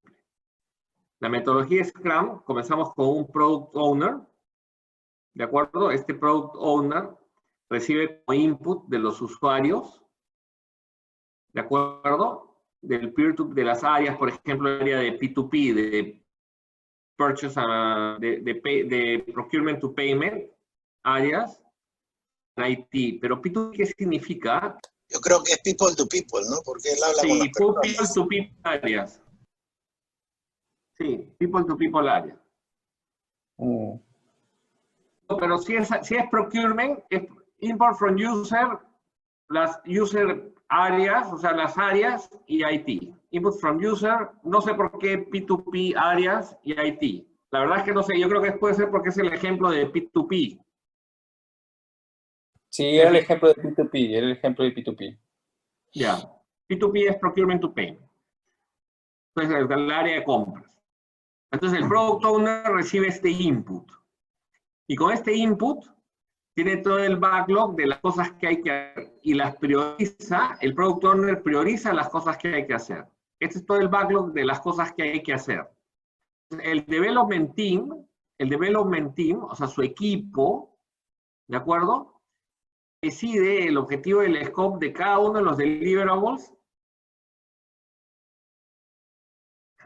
que va a tener al final del sprint, así como la duración de cada uno. Hace los meetings de sprint planning. Entonces ahí decide, oye, ¿cuáles de estos de aquí, de esta lista, va a trabajar en el siguiente sprint? Entonces, para el módulo 1, o sprint 1, se ha llevado un grupo de estos, les ha definido el tiempo, digamos, y ha visto que tiene capacidad para desarrollarlo en el sprint 1. Lo desarrolla sigue un proceso de design thinking. Acá, bueno, vamos a suponer que esté bien esto, que sigue el proceso de design thinking. Podría ser un proceso de design thinking o un proceso u otro proceso, digamos, de desarrollo de prototipo. Igual tiene que prototipear y termina, digamos, lo va iterando, digamos, este proceso, ¿no? Ayuda del Scrum Master, perdón, con la ayuda del Scrum Master. Eso lo va haciendo durante 1 a 4 semanas según lo que dure el sprint. En realidad yo lo que tengo entendido es entre 2 y 6 semanas, que es lo que dure el sprint. ¿De acuerdo? Pero en fin, esto es discusión de autores. Estos sprints a la vez tienen, cada día tienen un daily meeting. Tienen 24 horas, cada 24 horas tienen un daily meeting para ver cómo ha sido el avance. Al final de estas 4 semanas de sprint, ¿ok? De sprint, producen este módulo 1 finalizado.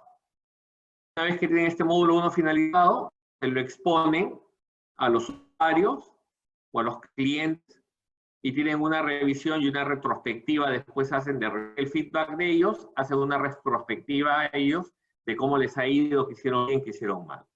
¿Cuáles son los roles? Los roles son Product Owner, es el responsable de la comunicación de la visión y prioridades al equipo. ¿Y esto de dónde lo recibe? Lo recibe de justamente los usuarios y de IT. El Scrum Master es un facilitador para el equipo y para el Product Owner de todo el proceso. Es un coach. Y el Development Team es el responsable de autoorganizarse y completar el trabajo. Entonces, el Product Owner no es necesariamente el jefe.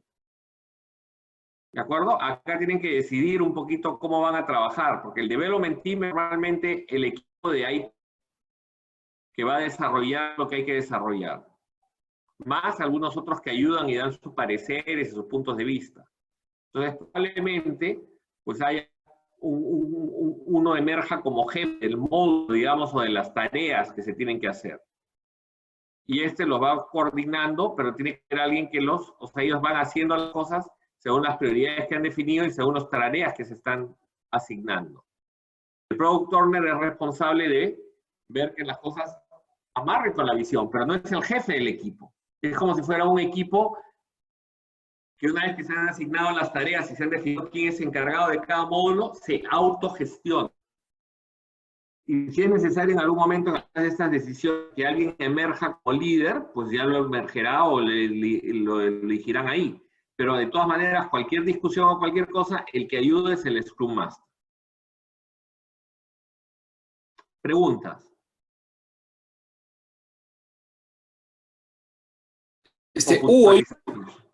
Hugo, yo más que una pregunta, quería hacer un comentario. Una vez vi un video de IDEO donde en los equipos de Scrum Master, el Product Owner y el Scrum Master sí se mantenían, pero el liderazgo, como eran equipos variados, donde había pues, un marketero, un ingeniero, un sociólogo, iba variando según las etapas que lideraba el equipo. O sea, en la primera parte más creativa tal vez era el marketero, después iban así migrando, siempre con el Scrum Master que monitoreaba y controlaba.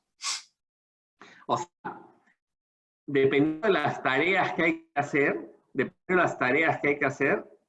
de cada sprint el equipo es estable, pero entre sprints el development team puede variar. Pero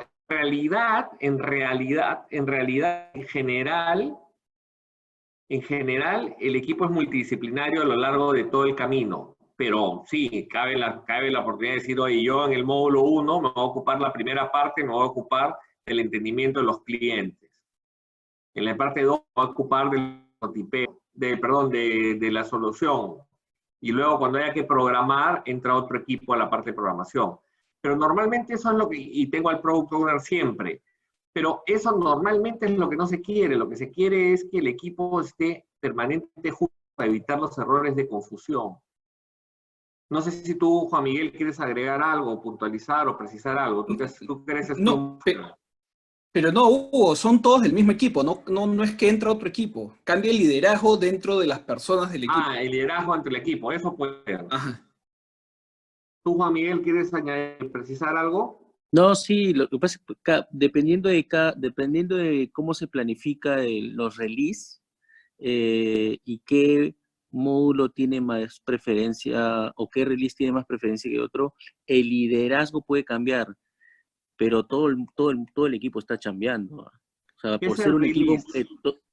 el release es un release es igual, imagínate un release es un MVP y un MVP puede tener varios sprints.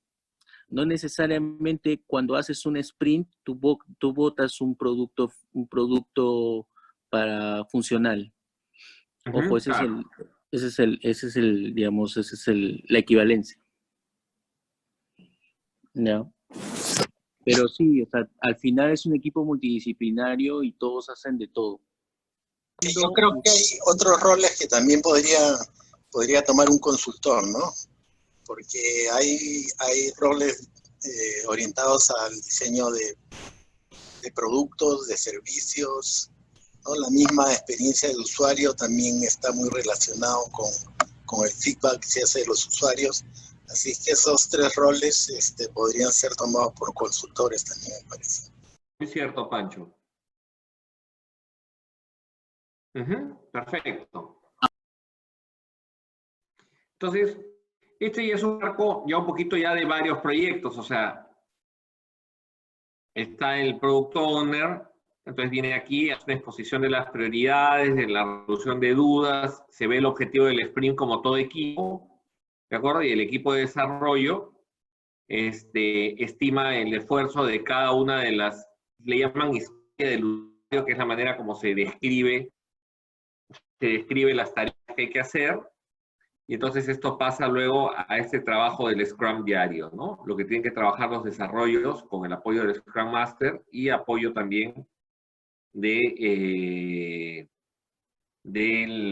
Product Owner y de los otros interesados, ¿no? Entonces hacen el trabajo diario, ¿de acuerdo? Y dentro del sprint, ¿no es cierto? Hasta que se termine el sprint. Y ahí cuando se termine el sprint, tienen una mejora del producto. No necesariamente tienen el producto ya terminado, sino tienen una mejora del producto. De ahí hacen una presentación del incremento, sugerencias, avisos, etcétera. Todo lo demás, sacan todos los análisis y van hacia el siguiente sprint. Y hacen el análisis de retrospectiva, equipo con el Scrum Master, hacen el análisis de retrospectiva, a ver cómo la cosa puede mejorar. Y luego se vuelve nuevamente a este ciclo. ¿De acuerdo? Con el Product Owner. El análisis de retrospectiva muchas veces es bueno que también participe el Product Owner, ¿no? Pero bueno. Y ahí tienen algunos que no sé si los llegaron a ver o no, pero que sería bueno que lo vean. En cuanto al liderazgo, yo lo que les digo, lo que quería y claro, estamos un poquito con el tiempo, pero quiero algunas cositas muy claras, ¿no? O sea, básicamente, ¿qué es un líder? Para mí es el que está, o sea, podemos definirlo más tradicional, el que define el rumbo, consigue seguidores, los entusiasma y el barco, ¿no? Pero también podríamos decir, hoy es el que saca lo mejor de sus colaboradores o tal. ¿En qué cambia el mundo digital versus el tradicional? Cambia si hay ritmo de cambio, cambia en el mindset que se necesita más creatividad, más aprendizaje y más aversión al riesgo. Cambia en que el ambiente de trabajo es más colaborativo, más flexible, más orientado a decisiones, la necesidad de alta productividad, el acceso a nuevas herramientas y datos y la conectividad. ¿Y cómo cambia el modo de liderar? Pues en el tradicional se manda desde arriba, acá se inspira desde arriba, porque inclusive mucha de la gente no va a ser de mi organización. Imagínense, yo cómo motivo Hugo, a la gente. Sí. Hugo, perdón. En la lámina anterior sería menor aversión al riesgo, ¿no? Ahora, menor aversión al riesgo, sí. Me equivoqué, gracias por acá. Okay. Entonces, acá inspiro desde arriba, inspiro a los choferes o a la gente que maneja en Uber, digamos, ¿no? Los líderes en el management, acá tengo que tener líderes en toda la organización, comunico cascada y direccional, acá comunico masivamente y en varios sentidos. Hay una motivación permanente y acá lo que necesito es mucha automotivación. En las capacidades actuales, son articular la estrategia y apostar de acuerdo a ello. Ahora lo que necesito es anticipar distintos escenarios y actuar de acorde. Debo tener como mía la transformación, debo preparar al personal y delegar, y debo tener vocación de servicio. Ahora, nuevas capacidades adicionales a estas de acá, debo tener entendimiento de lo digital, cosa que no pasaba con, o sea, no solamente que tomar la transformación y liderarlo, sino tengo que entender lo digital. Y lo otro que es importante, no solamente tengo que ser una persona que articula la estrategia, sino tengo que ser muy adaptable y estar muy orientado hacia el cambio. Para liderar el cambio necesito que las personas entiendan, quieran y puedan. Y para lograrlo debo combinar capacitación, motivación y herramientas con ello. ¿De acuerdo? Y algunas acciones específicas, incorporar a algunos líderes en mi organización para romper la inercia, actualizar las competencias digitales del equipo de líderes, crear un ambiente donde los nuevos líderes puedan aparecer y actuar y fomentar una cultura de experimentación. Es decir, que la gente se sienta a gusto experimentando, se premie la experimentación y se ayude a que la gente, si falla, no hay problema, siempre que sea una falla, aprenda rápido y no esté pues fallando en lo mismo cada rato. Y eso en cuanto al liderazgo. En cuanto a organización, no sé si quieren comentar algo más en cuanto al liderazgo. Vamos a la parte de organización. Sobre cómo será la nueva organización, pues, oye, la nueva organización puede ser como esta que hemos visto, Agile, ¿de acuerdo? Pero esa yo creo que será una organización en la parte de lo que pueda trabajar como proyectos, como el caso que les hablaba de Amazon, que puede trabajar por proyectos permanentemente. Pero una fuerza de ventas se organizará como se organizan las fuerzas de ventas, digamos, reportándole a un jefe de ventas.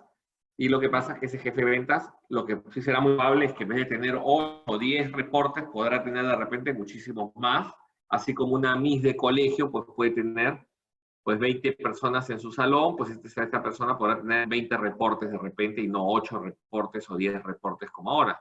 Dependerá mucho de cómo sean los vehículos de relación. Pero muchas veces tendrán muchísimos reportes. Si ustedes se ponen a pensar cuántos taxistas le reportan a una persona que trabaja en Uber, pues ya se imaginarán que el ratio pues es enorme, ¿no? ¿Y por qué? Ahora lo vamos a ver. Entonces, esta nueva organización tiene estas características, ¿de acuerdo? Tiene ideas y tiene escala. Y tiene una cosa muy importante que es un MTP o un Massive Transformative Purpose, un propósito de transformación masiva. Un propósito muy fuerte. Entonces, ¿qué significa esto? Comienza teniendo una misión muy bien definida. En el lado derecho lo que tiene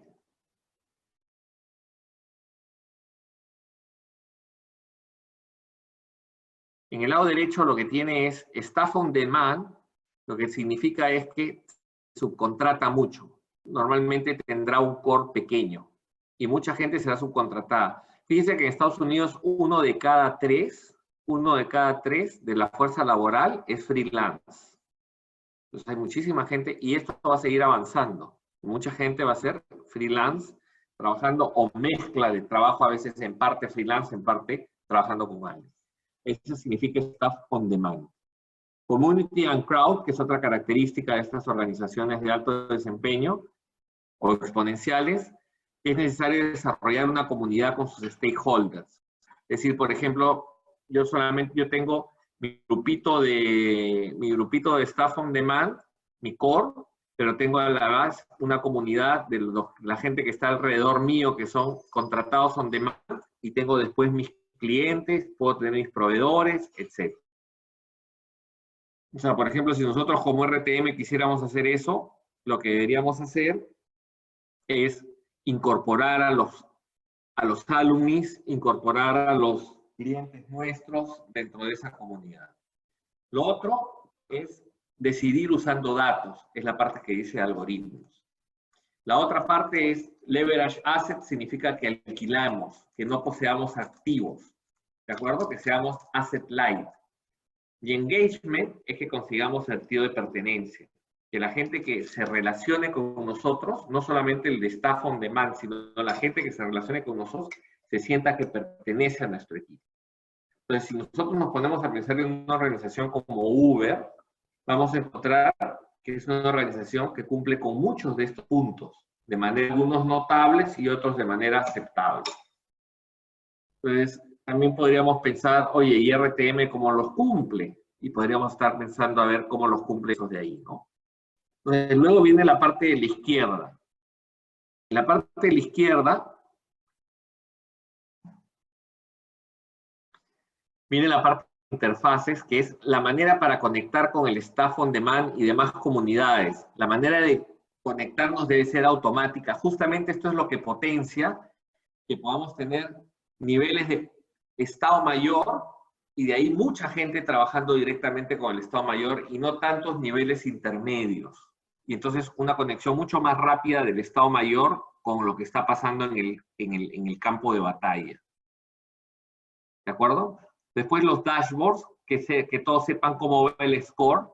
Y acá pues hay una discusión que puede ser un poquito semántica de los OKKs, que dicen que son mejores que los KPIs. Los OKKs significan Objectives Key...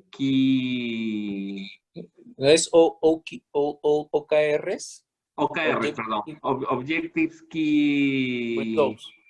¿Ah? Results, creo que es. Objective Key Results. ¿De acuerdo? O sea, son resultados, o sea, resultados de objetivos claves. Y los KPIs son los Key Process Indicators. ¿Ok? Entonces, bueno, para nosotros al final, yo no veo mucho la discusión. O sea, al final de lo que se trata es no tener mediciones de indicadores, sino lo que yo quiero saber es cuáles son mis objetivos y cómo mido mis objetivos clave. O sea, me parece como obvia la discusión. En experimentación, que es otra de las características que debo de tener en esta organización de futuro, es que debo experimentar bastante. Y si fallo, debo aprender rápido de mis fallas. ¿Y qué significa? No aprender solo yo, sino organizacionalmente debo aprender. Tanto de las fallas como de los aciertos, debo aprender organizacionalmente. La autonomía, ahí me equivoqué y no actualicé, pero la autonomía lo que significa es justamente que haya mucha delegación. Que la gente tenga, si va a tener la información y tiene la capacidad y tiene la motivación, que actúe. Y la parte social es trabajar con las redes sociales tecnológicas para estar comunicados. O sea, mucho trabajo de redes sociales para lograr muy buena comunicación. Y esa es la parte organizacional. Y en la parte de cultura, lo que tengo es valores claves de una cultura digital. Entonces tengo que, uno es impacto, esto lo he sacado de un libro, de un artículo de Building Digital Culture in Traditional Organizations, del MIT, Sloan. Entonces me dice, valores claves de una cultura digital, impacto, ¿de acuerdo? O sea, realmente cambiar el mundo a través de innovación constante. Velocidad, moverme muy rápido, iterar, en vez de estar esperando a tener todas las respuestas. Apertura, o sea, ser muy abierto a distintas fuentes de información y de conocimientos, compartir abiertamente en vez de querer tener todo el conocimiento para mí solo, y autonomía, ¿de acuerdo? Permitirle a la gente discrecionalidad de qué debe hacer y en vez de estar pues todo pues teniendo lo que coordinar y todo teniendo lo que seguir en políticas y cosas así. Entonces, cuando nosotros comparamos, digamos, las prácticas características en culturas digitales y tradicionales, vemos que en una cultura digital es muy importante la rápida experimentación, la capacidad de autoorganizarse, el dirigir las decisiones con data, y en las organizaciones tradicionales es muy importante un cumplimiento muy fuerte con las reglas, el perseguir la estabilidad y el actuar con integridad. ¿De acuerdo? Y comunes a ambos son la obsesión por los clientes y el enfoque en los resultados. ¿De acuerdo? Ahora, ¿esto qué significa? No significa que necesariamente yo tenga que abandonar mis prácticas de las organizaciones tradicionales cuando yo quiera ir a una organización digital. O sea, estrictamente conformidad con las reglas, pues oye, lo que tengo que hacer es menos reglas y más principios. Eso es lo que tengo que hacer. tratar de trabajar con la estabilidad y todo lo demás, pues tengo que reconocer que el mundo es un mundo bastante inestable y lo que debo trabajar es trabajar con escenarios y tratar de esa manera de ser más resiliente, digamos. Y actuar con integridad, eso indudablemente. Digital practice o traditional practice es una de las prácticas tradicionales que es muy importante que la lleve hacia el mundo digital. ¿Cómo crear una cultura digital? A mí me gusta, acá tenemos un bonito ejemplo, pero a mí me gusta cómo lo hacemos nosotros. Decimos, oye, una cultura digital necesitamos comenzar a experimentar, a arriesgar, a fallar rápido para aprender rápido. Tenemos que dejar de trabajar en silos o de pensar que solo lo hecho en casa vale. Debemos aumentar nuestro enfoque al cliente, nuestra delegación, nuestra conducta online, disminuir el uso de papel, los controles y tener cuidado nada más de no entrar en un control laxo de resultados. Y con esto estaríamos terminando. Les quisiera pedir más bien preguntas y cosas por el estilo sobre cualquiera de estos temas últimos que hemos estado tratando.